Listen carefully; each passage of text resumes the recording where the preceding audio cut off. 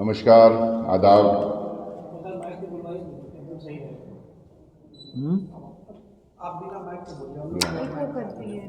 अच्छा, ठीक।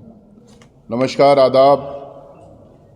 हमारे साथ में राज्यसभा के deputy leader, senior Congressman, senior leader Pramod Tiwari ji हैं, के साथ में और एक senior leader ex MP PL Punia sahab हैं, हमारे CLP लीडर मोना तिवारी जी हैं, CP राय जी हैं, प्रियंका जी हैं और हिंदवी साहब हैं और तमाम मीडिया के साथियों। ऑलरेडी CP राय जी बताएं क्यों देर हुई है। मैं तो काफ़ी देर से यहाँ बैठा हुआ था, लेकिन फिर भी माजरत चाहता हूँ कि कुछ लोग और आना था, तो उनकी वजह से थोड़ा हम लोग को देर करके ये प्रेस कॉन्फ्रेंस करने की ज़रूरत पड़ी है। अभी पार्लियामेंट का विंटर सेशन ख़त्म हुआ है। कल मैं और प्रमोद तिवारी जी पार्लियामेंट का विंटर सेशन ख़त्म करके उसके होने के बाद में लखनऊ पहुंचे हैं। सेशन के टाइम पे क्या क्या चल रहा था, आप तमाम लोगों को खबरें मिलते रहे लगातार, लेकिन दो इम्पॉर्टेंट डेवलपमेंट्स पूरे देश भर को चौंकाने वाली आई हैं। एक तो जिस तरह से ये लोग मनरेगा को एक राइट बेस्ड एक्ट को जिस तरह से एक नॉर्मल स्कीम के तरह इन्होंने कन्वर्ट कर दिया। एक दूसरा जो है, जो लोगों को गुमराह करने के लिए, कांग्रेस पार्टी को बदनाम करने के लिए, कांग्रेस पार्टी के नेताओं को बदनाम करने के लिए जो लगातार भारतीय जनता पार्टी की तरफ से एक षड्यंत्र चल रहा था, नेशनल हेराल्ड का केस, उसमें जो जजमेंट आया, इसको भी लेके मुझे लगता है कि लोगों के सामने इनकी जो कॉन्स्पिरेसी थी, इनकी जो मंशा थी, ये किस तरह से कांग्रेस की लीडरशिप को टारगेट करना चाह रहे थे, ये इसका भी पर्दाफाश हुआ है। ये एकदम क्लैरिटी के साथ अब लोगों के सामने आया है किस तरह से अभी नहीं, बोफर्स के ज़माने से लेके नेशनल हेराल्ड केस तक, चाहे वो 2G का केस रहा हो, चाहे वो अगस्टा वेस्टलैंड का केस रहा हो, चाहे कॉमनवेल्थ का केस रहा हो, चाहे कोल ब्लॉक का केस रहा हो, ये लगातार कांग्रेस पार्टी को करप्शन को लेके घेरने की कोशिश की है। लेकिन नेशनल हेराल्ड केस के इसके समेत और भी बहुत सारे केसेस में आज तक किसी भी लीडर, कांग्रेस के पार्टी के किसी भी लीडर को या कांग्रेस पार्टी के किसी भी पार्लियामेंटेरियन को इसमें ये लोग दोषी ठहरा नहीं पाए। आज तक कोई भी कन्विक्ट नहीं हुआ किसी भी केस में। 2G केस में किस तरह से CBI कोर्ट ने जजमेंट दिया था, तमाम लोगों को पता है। कोल ब्लॉक में किस तरह से मनमोहन सिंह जी को क्लीन चिट मिली थी, आप लोग को पता है। उसी तरह से नेशनल हेराल्ड केस में भी एकदम क्लीन चिट गांधी को और दूसरे भी जितने नाम उसमें इन्होंने इन्वॉल्व करने की कोशिश की थी, उसमें एकदम क्लीन चिट मिला है। आप तमाम लोगों को पता है कैसा सुब्रमण्यम स्वामी जी 2014 में एक एप्लीकेशन डालते हैं, एक प्राइवेट कंप्लेंट डालते हैं, एक बिल्कुल प्राइवेट कंप्लेंट नेशनल हेराल्ड के ख़िलाफ़ में, AGL के ख़िलाफ़ में, उसमें गांधी को आरोपी बना के वो एक कंप्लेंट डालते हैं। उसके बाद में 2014 में कंप्लेंट जाता है, 2015 में ED उसको क्लोजर कर देती। 2015 में 1 साल के अंदर ED कहती कि इसमें कोई केस नहीं है। और जो जैसे ही वो जजमेंट आता है, क्योंकि 2015 में इनकी सरकार आ गई थी, 2014 में जीते थे, 2015 में इनकी सरकार थी, CBI के डायरेक्टर जो कटोच थे उनको उस पद से हटाया जाता है, क्योंकि इन्होंने क्लीन चिट दी थी गांधी को और कांग्रेस पार्टी के तमाम लीडरान को। उसी टाइम पे हाईकोर्ट में केस डाले थे और उन्होंने ये कहा कि उधर केस चल रहा तो इधर CBI कैसा क्लोजर कर सकती। भाई सब सारे जगत जाहिर है, हर केस में ऐसा होता है। CBI के या ED के या कोई भी एजेंसी की जो कार्रवाई चलती है, उनको फाइनली एक रिपोर्ट पेश करना पड़ता है। अब रिपोर्ट में अगर कुछ है ही नहीं, वहाँ पे कोई गलती नहीं की गई, कोई मिसअप्रोप्रिएशन नहीं हुआ, कोई मनी लॉन्ड्रिंग नहीं हुआ, कोई किसी की प्रॉपर्टी ट्रांसफ़र नहीं हुई, कोई पैसा ट्रांसफ़र नहीं किया गया, कोई पैसा पकड़ा नहीं गया, तो फिर केस कैसा बनता है? तो केस ही नहीं बन सकता था। तो इन्होंने 2015 में ही, 1 साल के अंदर में ही इस केस को क्लोज कर दिया था। अब वहाँ पे जैसा मैंने बताया कि डायरेक्टर जो कटोच साहब थे उनको ट्रांसफ़र कर दिया गया, उनसे हटा दिया गया। उसके बाद में सुब्रमण्यम स्वामी जैसा लोग इस तरह के केसेस में एक स्ट्रैटेजी अपनाते हैं, टैक्टिक्स पे उतर आते हैं कि वो लगातार कोर्ट में डेट पे डेट मांग रहे थे, क्योंकि उनके पास कोई सबूत थे नहीं, कोई पेपर थे नहीं, कोई एंट्रीज थे नहीं, कोई रिपोर्ट नहीं थी। तो उनको डेट पे डेट इसलिए लेना था क्योंकि इस केस को आगे जितना खींचेंगे उतना कांग्रेस पार्टी को बदनाम कर सकते हैं, उतना गांधीज को बदनाम कर सकते हैं। उसका फ़ायदा चुनाव आफ्टर चुनाव में उसका फ़ायदा उठा सकते हैं, इसीलिए खींचने की कोशिश कर रहे थे। 2016 में ट्रायल कोर्ट जो ट्रायल कोर्ट थी, उसने कहा कि जो ये सीबीआई ये ईडी जो है सिर्फ यहाँ पे फिशिंग क्वेरीज करवा रही है, और जो कंप्लेनेंट है वो भी सिर्फ आके बोल रहे हैं कि ये पेपर चाहिए, वो पेपर चाहिए, इसलिए टाइम हमें चाहिए करके। तो आप सिर्फ इसमें फिशिंग कर रहे हैं, इससे ज़्यादा इसमें कोई लगता नहीं है। इसको जल्द से जल्द क्लोज करना चाहिए। 2016 में कोर्ट ने कहा, 2018 में प्रोसिक्यूशन स्टार्ट होता है, और इन्होंने कहा कि 2018 में फिर कोर्ट की, 2016 से ये चलते आ रहा है केस, लेकिन आज तक कोई सबूत सामने लाया नहीं गया। आप सिर्फ हर टाइम लेते रहते हैं, और इसमें कोई सबूत ना आप ला रहे हैं ना ईडी ला रही है। तो ये कोर्ट जो है बार बार सुब्रमण्यम स्वामी को भी कह रही थी, ईडी को भी कह रहे थे, भाई सबूत लाइए, कुछ तो सबूत लाइए, कुछ तो पेपर लाइए, कुछ तो एंट्रीज लाइए, लेकिन कुछ नहीं आया। फिर 2021 में सुब्रमण्यम स्वामी ने कहा कि उन्होंने कोर्ट में जाके दिल्ली हाई कोर्ट से स्टे लेके आया प्रोसीडिंग्स के खिलाफ में। क्यों स्टे लेके आया? कि उन्होंने ये बहाना दिया कि आईटी के कुछ पेपर्स चाहिए, उस पेपर्स जब तक नहीं मिल जाते ये केस आगे नहीं बढ़ सकता, ये ट्रायल आगे नहीं बढ़ सकता। उसके ऊपर भी जो है जजमेंट में बाकायदा लिखा है 232nd पैराग्राफ में, अभी जो जजमेंट आया है 232nd पैराग्राफ में क्लियरली लिखा है ईडी और सीबीआई को आपस में पता था, आपस में समझौता हो गया, उनको पता ये था कि कोई सबूत नहीं है, लेकिन फिर भी इस केस को खींचना है करके आपस में ये लोग समझौता करके ये केस को आगे बढ़ा रहे थे, ताकि इसका पॉलिटिकल फ़ायदा हो, इसके पॉलिटिकल डिविडेंड्स अपोनेंट्स को, खासकर भारतीय जनता पार्टी को मिलता रहे। ये मैं नहीं कह रहा हूँ, जजमेंट में कोर्ट का जो जजमेंट आया है उसमें जज ने 232nd पैराग्राफ में खुद ही कहा। तो और उन्होंने फाइनली ये बताया कि according to section 5 of ED, private complaint के ऊपर कोई कार्रवाई हो ही नहीं सकती जब तक कोई प्रिमा फेशियल केस उसमें ना हो, जब तक ईडी खुद कुछ सबूत इकट्ठा ना कर दें, कोई केस नहीं हो सकता करके इसको क्वैश कर दिया। अब ये मामला क्या है और ये केस क्या है, ये मैं 2-3 मिनट में इसको समझाने की कोशिश करता हूँ। नेशनल हेराल्ड का केस क्या है, पैसे कांग्रेस पार्टी क्यों उसमें देती है। नेशनल हेराल्ड किसका पेपर है? भाई आज़ादी के आंदोलन के टाइम पे हमारे जो स्वतंत्र सेनानी थे उनके लिए, और उनके हेराल्ड ने नेशनल हेराल्ड के साथ में उर्दू में कौमी तंजीम के नाम से कहलाया जाता था, कौमी आवाज़, और हिंदी में नवजीवन के नाम से जो है ये पेपर चलते थे। अब जैसे ही आज़ादी मिली उसके बाद बहुत सारे मीडिया ग्रुप्स आ गए, नए पेपर्स भी आ गए। उस टाइम पे इसको थोड़ा प्रॉब्लम, फाइनेंशियल क्राइसिस चल रहा था, और इसमें जो लोग काम कर रहे थे, आप जैसे लोग जो काम कर रहे थे, उनके सैलरीज देने के लिए, उनके पेंशन्स देने के लिए, म्यूनसिपालिटी के टैक्सेस बनने के लिए, और उसके साथ में ये बहुत सारा जो रिकरिंग एक्सपेंडिचर रहता उसके लिए कर्जा कांग्रेस पार्टी ने दिए उनको 99 करोड़ कांग्रेस पार्टी कर्जा देती है इस पेपर को जिंदा रखने के लिए, पेपर को बचाने के लिए, और पेपर में जो एम्प्लॉइज़ थे उनके बच्चों की फीस का, उनके मेडिकल फैसिलिटीज़ का, 50 चीज़ें उनको प्रॉब्लम्स हो रहे थे। कई लोगों ने बोला, कंप्लेन किया, मेमोरेंडम्स लिखे।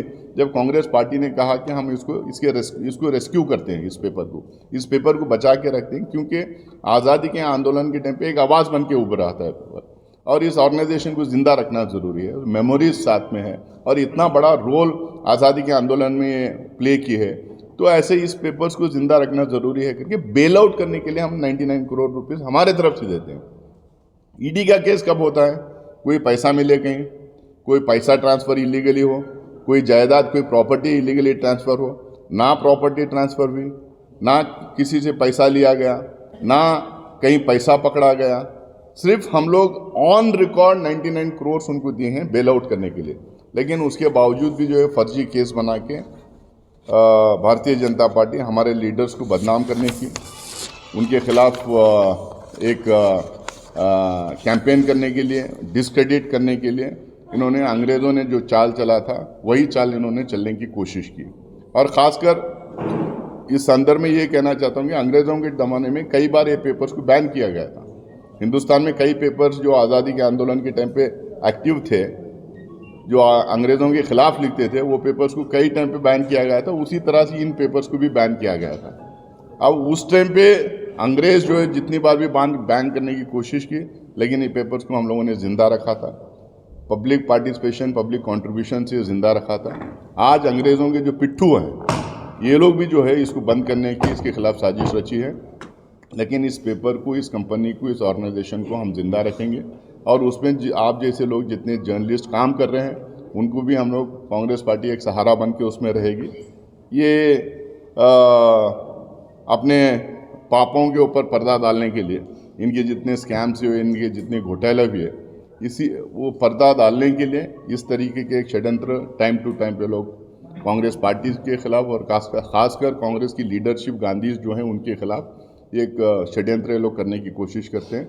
लेकिन हम लोग इसमें लड़ते रहेंगे और इससे एकदम साफ, एकदम क्लियर तरीके से साबित होता है, बोफर से लेके अब तक किसी भी स्कैम में, किसी भी स्कैंडल में कोई भी सबूत कांग्रेस पार्टी के खिलाफ या उनके लीडर्स के खिलाफ आज तक नहीं मिला। आज तक कोई भी कन्विक्ट इसमें हुए नहीं। मैं टॉप लीडरशिप की बात कर रहा हूँ, कोई कन्विक्ट इसमें हुए नहीं। हम लोग को क्लियर चिट हमेशा मिलते आई है। ये जितना भी षड्यंत्र हमारे खिलाफ करते रहे, जितना भी आरोप लगाते रहें, जितना भी डिस्क्रेडिट करने की कोशिश करते हैं, लेकिन हम लोग लड़ते रहेंगे, इनके खिलाफ आगे बढ़ते रहेंगे। ये एक इशू था। इसके अलावा जो दूसरा बड़ा डेवलपमेंट जो हुआ है, ये चौंकाने वाली बात है, क्योंकि यूपीए के ज़माने में हम लोगों ने एक बड़ा प्रोग्राम जो है देश के लिए दिया था। हम 10 साल जो सरकार चली थी उसमें अधिकार संपन्न भारत का निर्माण किया, जिसमें मनरेगा के तहत हम लोगों ने काम का अधिकार दिया, बच्चों को शिक्षा का अधिकार दिया, जल जंगल ज़मीन का अधिकार आदिवासियों को दिया, किसानों को भूमि का अधिकार दिया, भोजन का अधिकार दिया, सूचना का अधिकार दिया।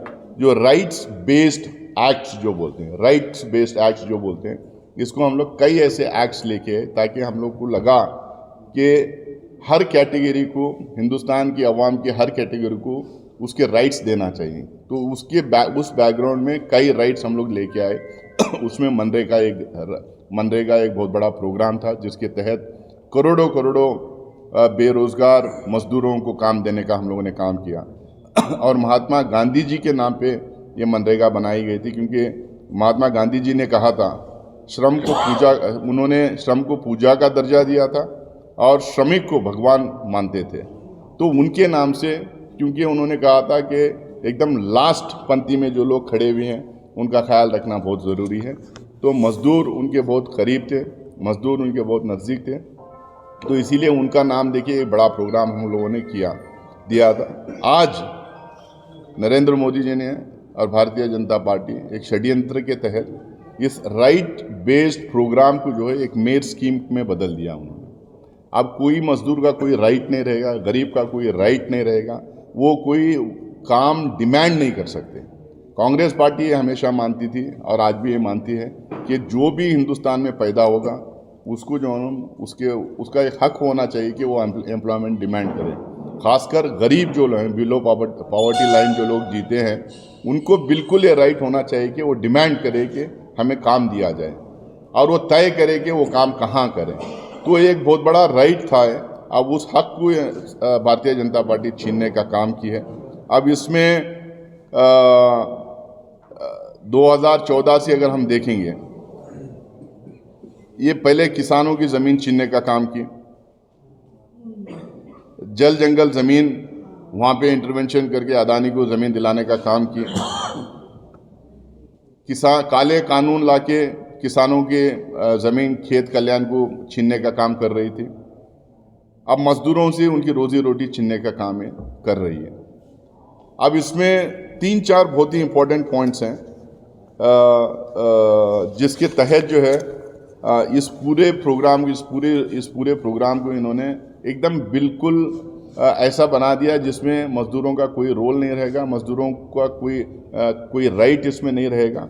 जिस तरह से इन्होंने पूरे बिल को फ्रेम किया है उसमें एकदम जो है, हम लोग जब ये मनरेगा लेके आए थे, हम लोग वाइड रेंजिंग कंसल्टेशंस किए थे, जितने स्टेक होल्डर्स थे उनसे कंसल्टेशन करने का काम हम लोग किए थे।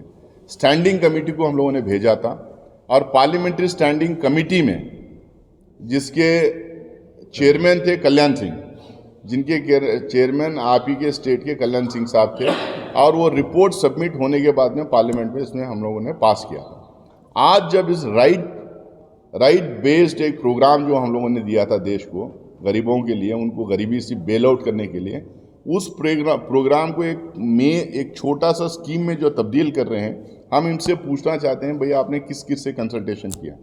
मैं और प्रमोद जी थे वहाँ पे हाउस में, 5 बजे इन्होंने अनाउंस किया कि इसके ऊपर डिबेट होगा और 6 बजे से डिबेट स्टार्ट कर दी। ना ही पार्लियामेंटेरियन, ये तो कंसल्टेशन से दूर की बात, जेपीसी की दूर की बात, अरे कम से कम जो राज्यसभा लोकसभा में जो पार्लियामेंटेरियंस हैं उनको कम से कम 2 दिन का टाइम देते ताकि वो उस बिल पढ़े, उसमें क्या है देखें, थोड़ा रिसर्च करें, कंपेयर करें, फिर आके अपनी बात रखें।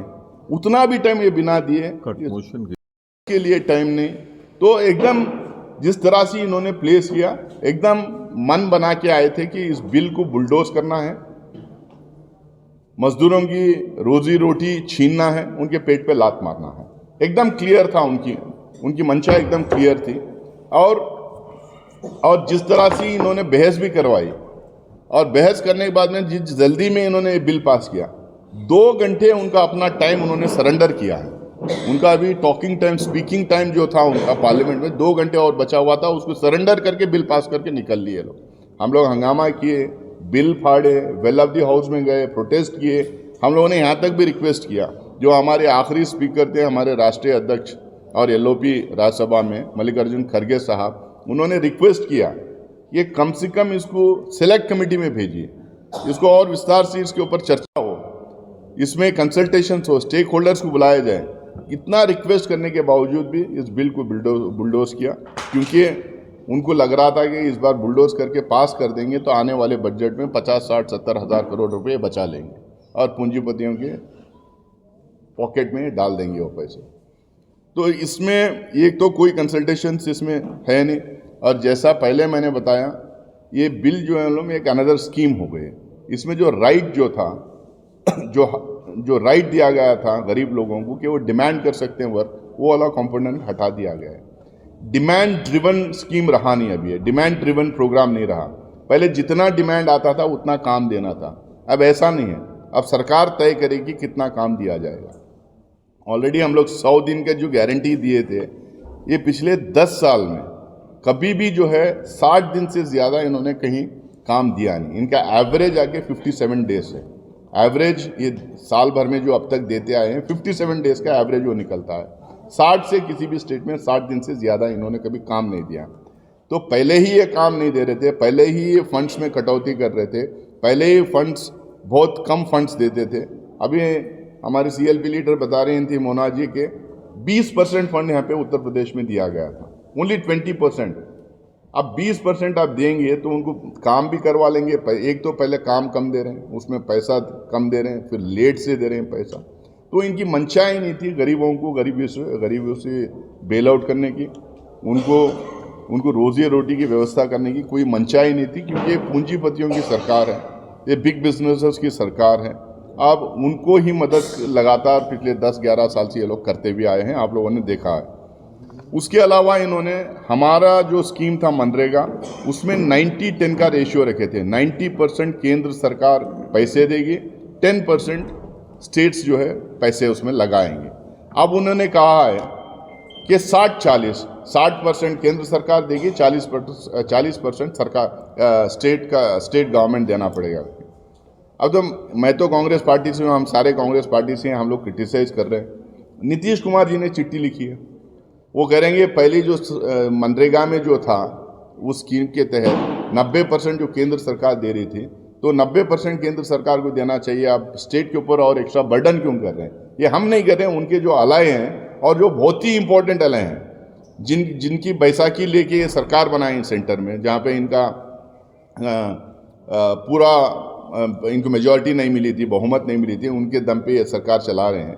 उनकी चिट्ठी आई है कहते हुए कि आप जो है 90-10 ही इसको रखिए, स्टेट्स को बर्डन मत कीजिए। पहले स्टेट से इन्होंने टैक्सेस में पैसे कम कर दिए, जीएसटी में जो इनको जो शेयर जाना था वो स्टेट्स को जीएसटी में शेयर नहीं जा रहा, जो सेंट्रली स्पॉन्सर्ड जो स्कीम्स हैं उसमें पैसा इनको स्टेट्स को जा नहीं रहा है। ऑलरेडी स्टेट्स ओवर बर्डन है, अब उसमें ये अलग बर्डन स्टेट पे ये लोग डालने की कोशिश कर रहे हैं। उसके अलावा पहले ये था कि पंचायत डिसाइड करती थी कि कहाँ पुल करें, कहाँ स्कूल का कंस्ट्रक्शन करें, कहाँ पब्लिक यूटिलिटी सर्विसेज का कोई कंस्ट्रक्शन करें, ये पंचायत डिसाइड करती थी। अब इसमें पैसा रहेगा सेंटर का,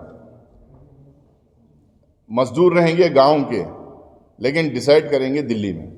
अब दिल्ली डिसाइड करेगी रिमोट एरिया में, उत्तर प्रदेश के एकदम दूर दराज गांव में क्या कंस्ट्रक्शन होगा, क्या कंस्ट्रक्शन नहीं होगा, कितने मजदूर लगेंगे, कब काम करेंगे, ये सेंटर डिसाइड करेगी। पहले तो इतना डेमोक्रेटिक प्रोग्राम हम लोगों ने बनाया था कि नीचे ही काम खोजा जाएगा, कहाँ पे काम होगा, कौन काम करेंगे, कितने दिन का काम होगा और कैसा काम होगा, ये पंचायत डिसाइड करने वाली थी, लोग डिसाइड कर रहे थे। अब वो नहीं है, अब सेंटर डिसाइड करेगी। पहले तो ये कहा गया था कि वो जहाँ रहते हैं वहाँ पे काम उनको दिया जाएगा। अब इस नए बिल के तहत सेंटर डिसाइड करेगी ये कहाँ जा काम करेंगे। आप दे रहे हैं 100 रुपये, आप दे रहे हैं 100 रुपये दे रहे हैं आप उनको, लेकिन आप उनको बोलेंगे 10 किलोमीटर दूर, 20 किलोमीटर दूर, 50 किलोमीटर दूर जाके काम करेंगे, तो कैसा जाके काम करेंगे? उनको आने जाने के भी वो पैसे नहीं होते। हम बार बार ये कह रहे हैं कि 400 रुपये दिहाड़ी होना चाहिए था इनको। 100 रुपये हम लोग कब बोले थे? हम 2014 के पहले बोले थे। अब 10 साल 12 साल हो गए, हम कह रहे हैं कि 4000 रुपये दिहाड़ी होना चाहिए डेली वेजेस, लेकिन आप उसको बढ़ाने के लिए रेडी नहीं है। और उल्टा जो हम लोग अपने घर से इतना दूर आप काम दे रहे हैं ताकि उनके आने जाने में वो पैसे लग जाएं। उसके बाद में इतना इन्होंने टेक्नोक्रेट सॉल्यूशन इसमें लगाया है, इतनी टेक्नोलॉजी यूज़ करने के लिए की कोशिश की जा रही है। आप कह रहे हैं बायोमेट्रिक का यूसेज होगा, अब ये कह रहे हैं ऑनलाइन एप्लीकेशन भरेंगे, अब ये कह रहे हैं कि कॉन्ट्रैक्टर बीच में रहेगा। बोले इतनी टेक्नोलॉजी ड्रिवन स्कीम इसको कर दिए हैं। वे गरीब लोग हैं, अनपढ़ हैं, कभी स्कूल नहीं देखा, कभी स्कूल में गए नहीं, वो लोग पढ़े लिखे नहीं, कुछ आता नहीं, इसीलिए तो उनकी मजबूरी में ये काम कर रहे हैं। अब उनको कह रहे हैं बायोमेट्रिक में जाके आपको उंगली लगाना पड़ेगा, थंब इम्प्रेशन देना पड़ेगा। तो जितना मुश्किलें उनको क्रिएट कर सकते हैं, जितने उसमें जो है बैरिकेड्स उसमें डाल सकते हैं, इस स्कीम में ये डालने की सेंटर से ये कोशिश की जा रही है। और इसमें ब्लैकआउट पीरियड 60 दिन का रखा है। पहले हमारी स्कीम के तहत, मनरेगा के तहत 365 दिन में कभी भी किसी भी दिन आप काम कर सकते थे। कोई उसमें ब्लैकआउट पीरियड नहीं कि ये दिन काम कर सकते हैं, ये दिन काम नहीं कर सकते। अब इसमें कह रहे हैं कि ये फलाने 60 दिन तय करेगी सरकार, केंद्र सरकार। वो 60 दिन जो है बिल्कुल काम नहीं कर पाएंगे, आप कहीं पे भी आपको काम नहीं दिया जाएगा। तो 125 दिन कैसा लगेंगे? 125 का ये बोल रहे हैं, ये अपनी पीठ थपथपा रहे हैं, अपना ड्रम बीटिंग कर ले रहे हैं कि हम 125 दिन देंगे। ऑलरेडी आपका एवरेज 57 डेज है, 60 दिन के ऊपर किसी ने किया नहीं, उसमें आप 60 दिन का ब्लैकआउट पीरियड भी आप कर रहे हैं। तो इससे इनकी मंशा साफ है कि जो है जितना कम पैसा इसमें इस्तेमाल हो उतना जो है सरकार को फ़ायदा है। अब मैं पहले जैसा बताया कि किस तरह से ये बिल बुलडोज करने की कोशिश कर रहे थे, ये सिर्फ इसलिए कि कम से कम इस साल से जो है ये स्टार्ट हो जाए और इस साल जो है उनके 70-80 हज़ार करोड़ रुपए उस पर बच जाए। क्योंकि मनरेगा के ऊपर 1 लाख से 1.25 लाख करोड़ रुपए तक का उसका बजट हो रहा था नॉर्मल सर्कमस्टेंसेस में, हम उसको बढ़ाने की बात कर रहे थे। अब ये सरकार 60-40 करके इस बिल को बुलडोज करके और अगले बजट के पहले ये चाह रहे हैं कि ये बिल लागू हो जाए, प्रेसिडेंट असेंट मिल जाए इसको, ये लागू हो जाए, ताकि जो है इस साल से ही इनको 60-70-80 हज़ार करोड़ रुपए इसमें बच जाएं और ये जो है अपने पूंजीपति दोस्तों के कुछ जो मदद करने वाले जो स्कीम्स हैं, कुछ मदद करने वाले कुछ प्रोजेक्ट्स लेके आएँ, ताकि उनको ठेका उनको मिल जाए, कॉन्ट्रैक्ट्स उनको मिले और उनको पैसा मिले और इनडायरेक्टली इनके इलेक्शनों में ये खर्चा करें। मैं इसमें इसके साथ में बहुत सारी बहस हुई। एयर पोल्यूशन पे हम लोगों ने बहस मांगी थी, उस पर बहस इन्होंने की नहीं।